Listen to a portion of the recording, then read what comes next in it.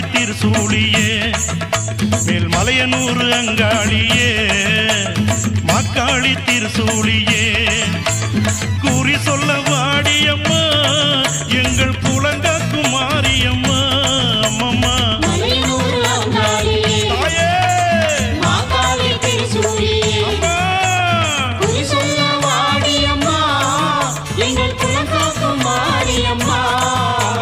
Maraiyanur அங்காளியே